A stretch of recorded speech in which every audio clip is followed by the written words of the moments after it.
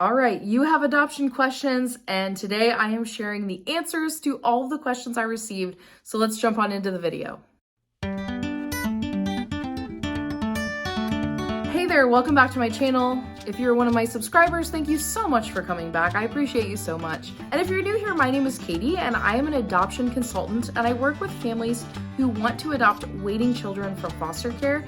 I've helped families from all over the country get started on their adoption journey. My husband Nick and I adopted our 3 awesome kids from foster care, and now I'm on a mission to help others do the same. I offer 1-hour consultation calls with follow-up email access and help.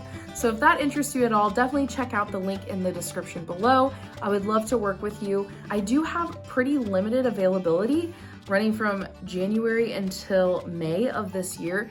So if you want to book a consultation, I highly recommend you do that sooner rather than later, because once those are filled up, my schedule is full. All right, let's jump into your question. The first question I got says, does the child know you're planning to adopt them before you actually do? Or do they think you are just another foster family until they're about to be legally adopted? So this question is relating specifically to adopting a waiting child from foster care. And when you adopt a waiting child from foster care, they usually will not tell that child until you have officially said, yes, we'll move forward. What they'll do in most situations is that they will give you a little bit of information about the child, ask you if you're interested. You'll say yes, and then after that, they'll have what's called an adoption presentation meeting, where they will give you every piece of information they possibly have on this child. They'll give you a chance to say yes or no. That is your final yes or no. And they'll talk about doctor's appointments notes that they have. They'll talk about biofamily history, like medical history notes. They'll talk about the reason they entered care, how many foster homes they were in, all sorts of things. And after that, you'll say your final yes, and that is when they will have you meet the child. You typically will not meet the child before that. At that point, the child will know it's an adoptive placement, and the agency, hopefully, will have kind of talked through that with them and explained what's going on. This is why it is so important to be fully committed at this point. So if you're meeting the child or letting the child move in with you, you need to be 100% certain that you are going to be saying yes, because it is really hard on the kid if you have a disrupted adoption later. If you disrupt that placement, they're going to feel rejected. It does happen sometimes. It's not great when it happens, and it can hurt your ability to adopt again afterwards. So the kid will know, basically, is the answer. Just make sure you're ready beforehand, but that's a good question. So someone asked me about our personal experience of how long the matching process was for each of our placements. And they said specifically, we've been in the matching process for 6 months and I'm feeling discouraged. Any tips on how to stay positive? So first of all, I will say 6 months is not long. I would not be worried about that at all if you haven't found a match yet, because that's pretty typical that it would take over 6 months. So I'm hopeful you'll get a match soon. But just know it's not crazy to be waiting that long. There are people who wait a year. I hate to say that. I don't want to discourage you, but just know it's normal. There's nothing wrong with you as to why you don't have a match yet. For our youngest daughter, who was our first placement, we were matched with her in almost exactly 6 months, maybe a little bit past then. And that was considered pretty quick. Like, people were like, oh, wow, you got a placement pretty quick. So for our older kids, though, it happened way faster, and honestly, like, way faster than we expected or even hoped it would be, because we thought, okay, we were like, I think it was January of 2020, we were like, oh, hey, like, let's tell our agency that we want to adopt again, because it might take 6 months to a year to find a match, and then at that point we'll be ready. Well, they found us a match in 1 month. Now, I will say too, our parameters were a little bit wider than maybe some people's. We were open to siblings. We were open to slightly older kids, and that's what we got. So our kids were 6 and 10 when they moved in with us. And so it was pretty quick then. And a lot of this wait will depend on the parameters you've set. Like, if you've said, I only want a kid 5 or younger, you could be waiting for a really long time. Like, I don't want to sugarcoat that for you. But if you're more open on age range, or if you're open to adopting siblings or things like that, or kids with more special needs, then you could get a placement faster. Otherwise, it can take a little bit longer, but it really, so much of it depends. I wish I could give you wish I had like a crystal ball I could look into and tell you, but unfortunately, we just have to wait sometimes. And I remember that wait feeling really hard the first time. And it was the same way for us. It was like 6 months. And I remember it feeling much longer than 6 months. Something that I usually tell people to do, and this is something I did towards the end of our 6 months, was to create a pre-adoption bucket list, which is kind of fun because it's like, you're almost like challenging yourself, like how many of these things can you do before you get a match? And so it gives you some focus on that. So I wrote down a list of things that would be harder once we had kids, like going out on certain types of dates, or going and spending the weekend away somewhere, or I don't even remember all the stuff I put, maybe having our friends over until really late at night. I don't know. There were all sorts of things that you can put on this list of things that will be a little harder once you have a child at your house. And so yeah, if you focus on what can I get done before my kid moves in, then that wait can go a lot faster. And I even put things on there like getting their room ready, or, doing some certain task in the house to get it more ready for the kid. And that was kind of a way of like nesting and preparing. So give it a try and let me know if it works. I get this next question a lot, and it is, what did your kids call you when they first moved in with you? And how long did it take them to call you mom and dad? And so with our youngest daughter, she was so young that they did introduce us as kind of like a mommy and a daddy at first. And we gave her this little book that said, this is the mommy in the house. She likes to do this. This is the daddy in the house. He likes to do this. Kind of implying that like different houses have different moms and dads. And so it wasn't like we were the mom and dad, but we were a set of mom and dad. So she called us that pretty early on. I think the first time she said it to me was one of our visits, and I like almost lost it because it was just so cute. She was really little, and it was just like, oh my gosh, I'm her mom. It's a great moment when they call you that for the first time. With our older two kids, we were kind of introduced as like friends of the caseworker. Like our older daughter knew, but our son didn't know as much. It was just a little bit of a confusing concept for him.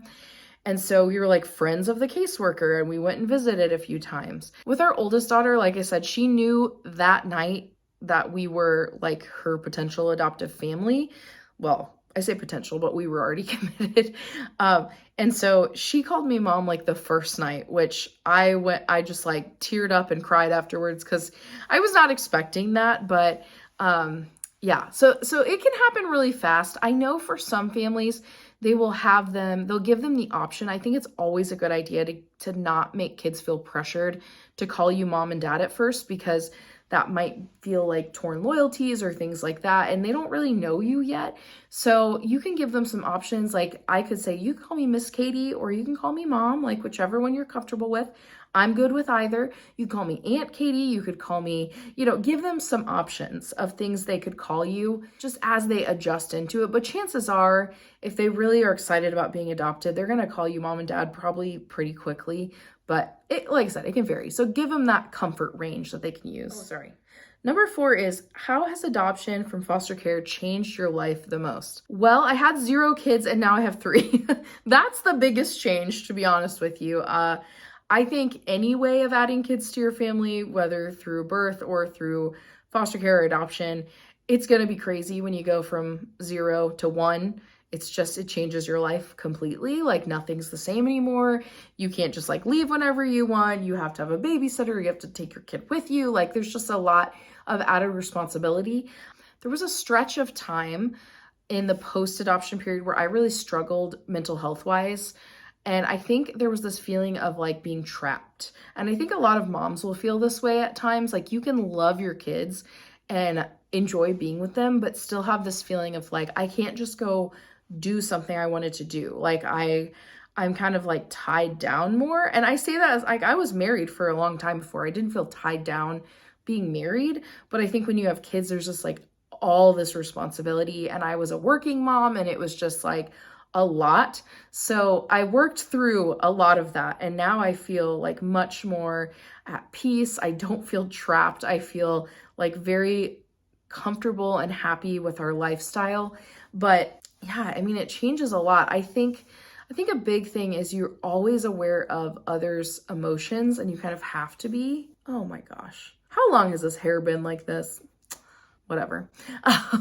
Sorry, that drives me crazy. But I think as an adoptive parent, like, I have to be aware of my kids' emotions a lot and be really aware of why they're reacting a certain way and kind of like figure things out. So that's obviously been life-changing in the way, like, before I didn't have to think about other people as much. I just thought about myself. And then obviously a huge part is that going through this whole process and struggling the way I did and overcoming things and wishing I had the help. I wish I had someone to kind of like hold my hand through it who had been there. And I had a few friends who had adopted, but they were all going through all their own stuff. So to be able to now do this as a job where I get to help other families as they're walking through and give them the support that they need, that they're not getting maybe from their agency, like, that has completely changed my life. My business is a year and a half old right now, and it's just amazing to think about how much this has changed my life. And I'm speaking at 2 events in February, and it's just really cool to see how God has placed this desire in my heart, not only to adopt my own kids and love them and raise them, but to also help other families along that journey as well. So that's been a huge change to my life, honestly. Okay, number 5 says, how did you make the decision of whether or not to adopt each of your children? That is such a hard one. I think it starts with we set really clear parameters of what we felt we could handle versus what we didn't think we could handle. And so when I'm saying things like that, it's like, things that financially, like certain issues we didn't think we would be able to handle that a child may have, like medical issues that would cost a lot of money or involve certain equipment or time. We didn't let ourselves dwell on feeling guilty about those things. We were just like, hey, there is a family out there for this kid. We hope and pray, but we just don't think that's us. And so we set those parameters pretty clearly. And then it made the process of saying yes or no easier. There were a lot of potential matches that we got that we said no to. And when I say potential matches, it didn't get to like a matching meeting type of phase, but they would ask us if we were interested, like caseworkers would get back and we'd hear a little more information, and we were just like, we can't take that case on. A lot of it was considering like our life circumstances. So for example, we knew that our child would be the oldest grandkid on both sides of the family because none of our siblings had children at the time. So it was really important to us that our child didn't have issues with harming other children in any way, if they had like a past of that, because we needed to be able to trust our kids with very like younger kids. We also knew that we didn't just want to adopt one kid, we wanted to adopt multiple kids. And so we didn't go for kids whose profile said things like they need to be the only child in the home or the youngest child in the home. And so those were some of the factors. We also made, like, we were kind of nerdy about it. We make a lot of pro-con lists about a specific, like a potential match, about things that we felt like we could handle really well, things that we thought this could be a struggle, or this could be something that our child struggles with or we struggle with. And then we'd make a decision from there. We said yes to several kids that ended up being chosen for another family, but eventually we were placed with our kids, and I think they were the right fits every time. So I guess if I'm giving advice about this, it'd be like, definitely pray about it. Like, we definitely prayed a lot about it. We made a lot of pro-con lists. And like I said, we set those parameters ahead of time and did not try to be the savior. We didn't try to just say yes to anything. I know some people disagree with me on that. I've gotten like 1 or 2 really intense comments about that in the past. Newsflash, every single time they've never adopted, so it kind of makes sense. But those were some things that helped. Whew, this next one is a heavy one. It says, do you know of anyone who has given up a child they planned to adopt, and what were their reasons? I think I have one viewer who reached out to me who that happened to them. I think there might have been some violence in the home, and like the child was threatening the family physically and like maybe other kids in the home. There was just like a lot going on. And I think that they ended up walking away. Thankfully, it was pre-adoption, so they didn't have to like dissolve the adoption. It was like before the actual adoption took place. Now, I really think that we should avoid that in at all costs. Like it would have to be a really severe situation. And one thing a lot of caseworkers will ask you before you're matched is, what would be something that would make you say no and say you're not adopting a child? And so we would actually, in our home study, we had to say things like that. And so really think about that before you say yes. Like, what are the things we'd walk away? And what are the things that we would say, we can get through this, it's going to get better? Because I'll tell you, in most cases, the first 6 months to a year are going to be really tough, and then it's going to get better. So the first 6 months when they're in your house, it's going to be some of the toughest times you have, because they're adjusting, they're struggling, they might be acting out with trauma. It's going to, in most cases, improve after that first 6 months. So I'm really passionate about making sure that people don't get to that point, like really think through. I have done adoption consultations before where I've done match reviews with people where we actually talk through potential match they have, and I ask them questions to get them thinking about whether this is a yes or a no for them. I'm never going to tell you do this, but I am going to help you ask the right questions to work through that. So if you're ever interested in that, you can just book a regular consultation, and that's something that we'll do.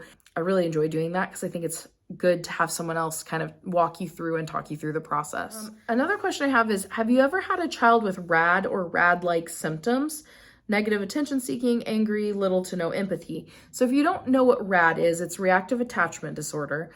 It is one of what I would say, like one of the more severe diagnoses you can get behaviorally for kids who are adopted or kids who have experienced trauma.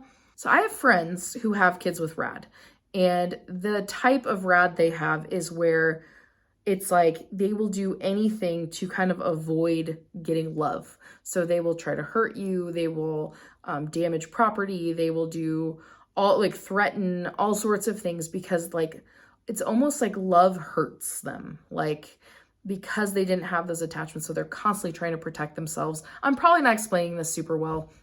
So we did not have any kid diagnosed with that. I would say that our youngest, when she was like first moving in, I think she was really confused about what was happening and angry and hurt, and she didn't have the words to explain it because she was like not even 2 at the time. And so I would say with her, I experienced the closest to that, where it was like biting, hitting, kicking all day, but then being really sweet and like loving towards strangers or towards random other people when they were around. But then behind closed doors, it was kicking me, hitting me, biting me, angry, like just rejection, like wouldn't let me hug her. You know, it was just like that type of behavior. And that to me was probably more just like general attachment behaviors rather than reactive attachment disorder. So I haven't had a child with reactive attachment disorder. Now, I do have one child who is diagnosed with, it's called DSED, and it's like a social engagement disorder, and it used to be classified as a different type of RAD.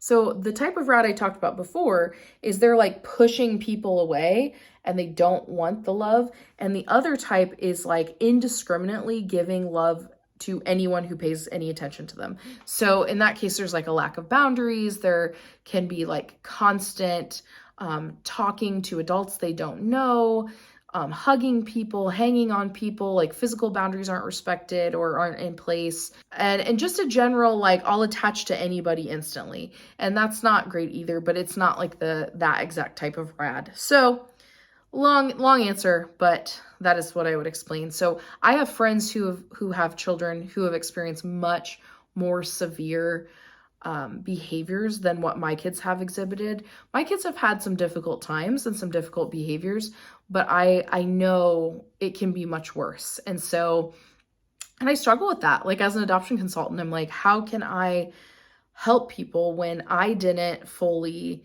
I haven't fully experienced that level of struggle. But I think the difference is, because I haven't experienced that, I have the capacity to help people. Whereas like my friends who have gone through that, they're just struggling, and it's like they don't have the capacity to do that.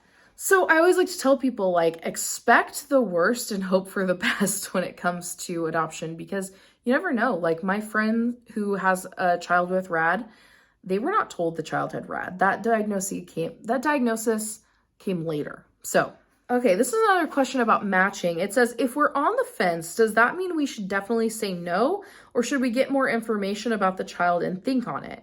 Are we supposed to fall in love with the kid before we adopt them? Or is it okay to have some hesitation? I think it's actually really healthy to have some hesitation. I think a lot of times if you're completely in love with the idea and you're just only excited, it usually means that you are ignoring some of the facts, maybe like you're ignoring some of the difficulties that could come. So I don't think hesitation is a problem. Now, if you have some severe hesitation, you're like, I really don't know if this is a good idea. Like if you're constantly questioning it, I don't think that that's a good sign. But I think if you're like, oh gosh, like I think this could be good, but like, what if it's not? Like that's normal hesitation. So I would say it's always good to ask as many questions as you can. If you've made it kind of depends where you are in the process. So if they've just gotten back to you and said, hey, are you interested? You can say yes. That doesn't mean you're saying your final yes. Your final yes comes after an adoption presentation meeting where they've sat down, they've told you every single thing they know about this child. That meeting is your chance to ask any questions you want. It's also your chance, like even afterwards, you could ask questions before you give your final yes or no. So yes, ask as many questions as you want when you get to that point. I will warn you, if you ask too many questions before that point, you might scare the caseworker off because they just don't have the time to answer all those questions to a bunch of potentially interested people. They're going to only answer those usually if you're at that adoption presentation meeting. So take that as you will, but I definitely don't think having a little bit of hesitation is a bad thing. I think that means you probably have a more realistic picture of what's going to come. I really recommend if you're married and you're adopting together, like make a pro-con list separately about the situation and then come together and compare them and see where you line up. Talk about the things that you're most worried about versus things you're like, well, it's not that big of a deal. Talk about the things you think are the biggest positives. Having that conversation can really help. And like I said, if you ever want to do a consultation with me, I would love to walk you through that because that is something I've done with quite a few people before. Okay, this next one says, when transitioning from fostering to permanency with kids we've had for a few years, what should we be planning for? What are some go-tos for the adoption process? Okay, so this is for foster families who are now having the opportunity to adopt. So I would say one thing I would anticipate is that your child might actually struggle with the idea of being adopted, despite the fact that they've been with you for a couple years. Adoption is really permanent. And I think when kids are in foster care for a while, there's always this hope or this thought, this maybe that they're going to go back to their families. And even if they love it with you, there's this finality to adoption that can cause some behaviors to pop up before you actually finalize the adoption. It happened in our case with our older kids who had been with us. Man, they were with us probably a year and a half or more before we actually adopted them. And despite the fact they knew it was an adoptive placement from the start, there was still that level with one of our kids in particular where behaviors were just like popping up. And we had a conversation and it turns out they were kind of like, I don't know, I'm just really struggling. Like I want to be adopted, but I'm also really sad that my parents couldn't get it together. And so just like allowing kids to hold both of those emotions is really important. Like, be excited about the adoption. Like, don't make them think, oh yeah, we have to adopt you. Sorry. Like, you want to be excited. You want them to know they're wanted by you, but also like allowing them to hold that other emotion of sadness or maybe anger at their parents, like their bio parents. Just kind of like sitting with them in that can be really important. One thing on the practical side, you have to contact an attorney and you have to go through that whole process. Usually the attorney is great and will just like tell you exactly what you need to do and you just have to sign a bunch of papers. That's what I remember from both times. And hopefully your agency will also kind of walk you through. I think the more important thing is thinking about how your kid will react in that situation. So hopefully that answered your question. Okay, only 2 more. We're making it. This is going to be a long video. All right, so this one says, we are 4 months into getting licensed foster to adopt. They're dragging their feet. How can I make the process go faster? I'm doing everything on my part. So this question is kind of hard because I think what you mean is you're 4 months, like you haven't gotten your license yet. You're 4 months in. I would say This is actually a really common timeline if you're going through a county. They like in our county, it can take like a year to get your license. Whereas like through our private agency, it took like 3 or 4 months. In some places, it's way faster. I'm currently doing like ongoing consulting with a couple from Florida. Their classes were so fast, like getting their license and getting everything, like their home study scheduled, so much faster than what we experience. And I know some places where it takes a lot longer. But just know, like, if you're waiting that long and you're with the county, that could be a reason why you might want to consider going with a private agency. But, you know, at this point, you'll have to weigh if it's really worth switching. Private agencies tend to license you faster because they have the resources, because they're taking on fewer people on their caseloads.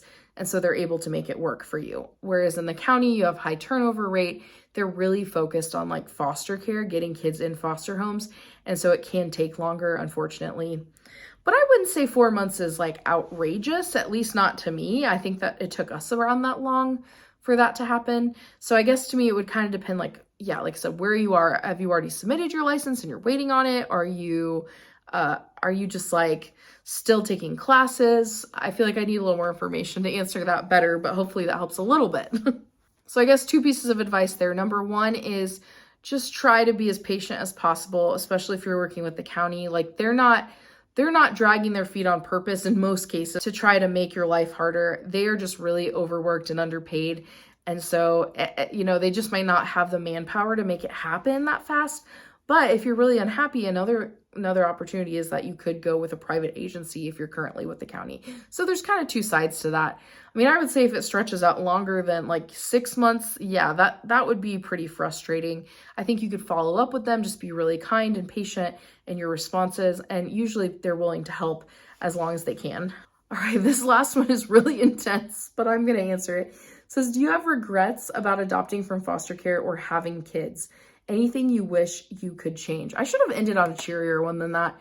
I think that most parents, whether they've adopted or they've had biological kids, have had a moment where they've thought, what did I get myself into? Like, this is hard.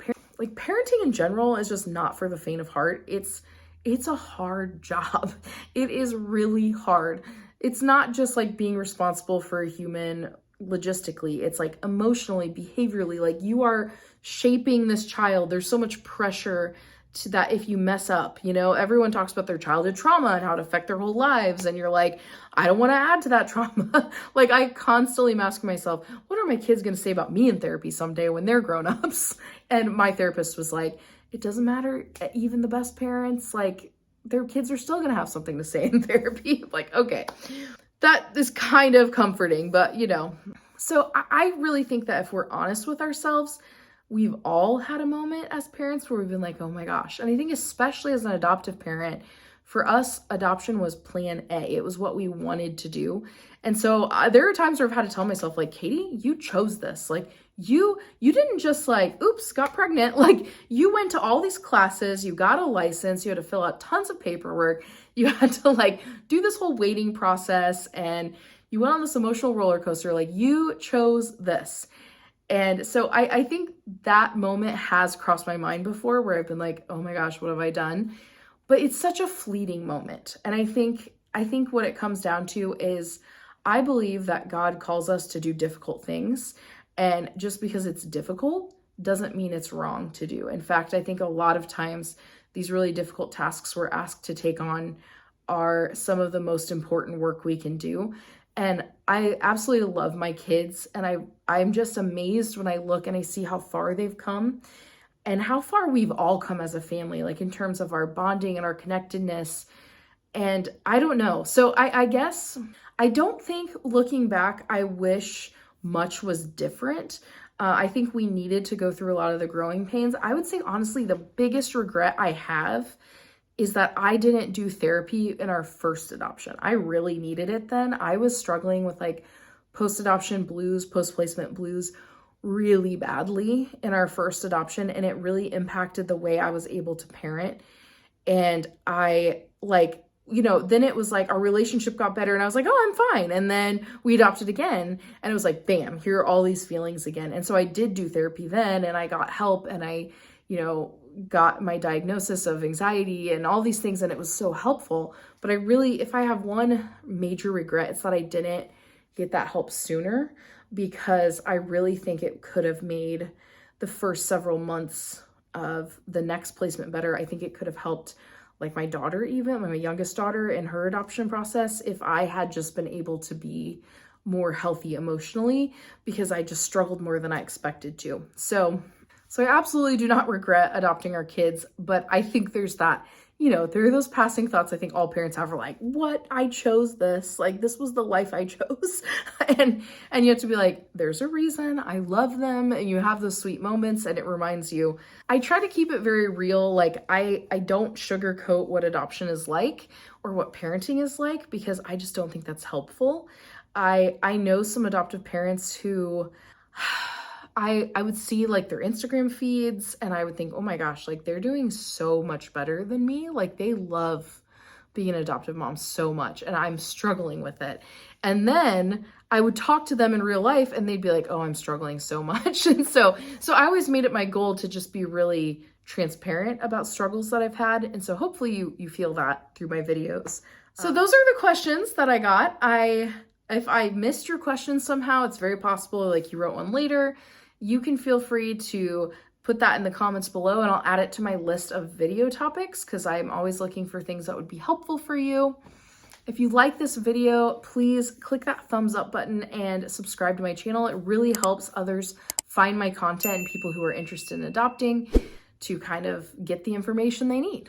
And as always, if you would like to work with me and have a 1-hour consultation, you can check the link below. I do have a pretty limited number of consultations available for the next several months, just because my schedule and my life is really crazy. So definitely check that out. And if you can't find a time that works for you, because it's very limited, feel free to email me, and I might be able to squeeze you in another time. I'd be happy to help you. So you can email me at katie@adoptinformed.com. So check out the link, email me if needed, and I will look forward to talking to you next week.